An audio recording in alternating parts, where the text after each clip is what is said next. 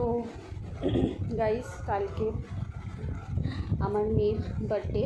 তোমরা যদি পারো আমার মেয়েকে আশীর্বাদ করো, যাতে মানুষের মতো মানুষ হয়।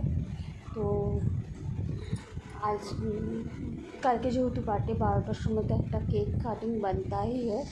তো আমি ছোট্ট করে আমি বেরোতে না পারায় আমি কি করব না করবো কিছু বুঝতে পারিনি।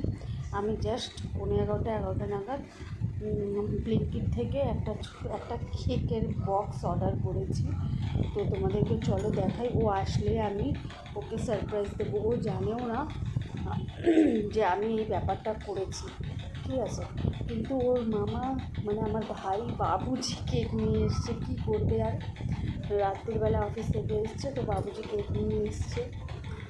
তো যাই হোক, আমি এই অ্যারেঞ্জমেন্টটা করেছি যাতে ও খুশি হয়। তো ও আসলে ওর রিয়াকশানটা নেব, তোমাদেরকে তাও দেখাচ্ছি আমি কি করেছি। এই কেকটা এনেছি, এই যে কেকের বক্স, আরও ভেতরে কেক আছে, এটা এনে রেখেছি। আর এই হচ্ছে এম বাজার থেকে ওর গিফট।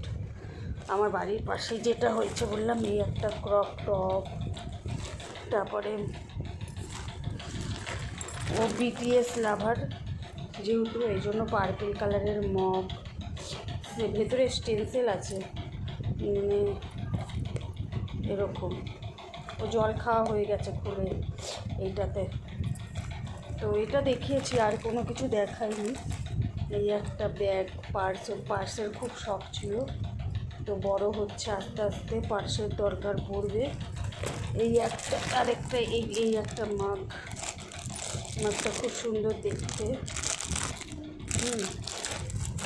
আরেকটা এটা হচ্ছে একটা গেমে চোখ দিয়ে এরকমভাবে দেখতে হয়, ভেতরে নানান রকমের ডিজাইন দেখা যায়, দেখাতে পারছি বোঝাতে ওদেরকে এরকমভাবে। তো এই জিনিস তো বেশি সময় গেজাবো না, ওর আসার ক্যাপচারটা নিতে হবে। তো চলো, দেখো চলে এসছে আর অনেক খুশি হয়ে গেছে। তো এখন কেকটা কাটিং হবে। ওই কিনে এনেছিল মা জন্মদিনের জন্য। কিনিনি, আমি একটু আগে ব্লিঙ্কিট থেকে অর্ডার করেছি। মা একটুকে ব্লিঙ্কিট থেকে অর্ডার করেছে। এটা কি ধরনের মোমবাতি? দিদা দেখে বলছে মোমবাতিটা তার।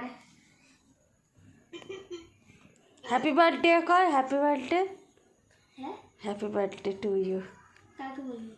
তুই নিজেকে বল হ্যাপি বার্থডে টু মি।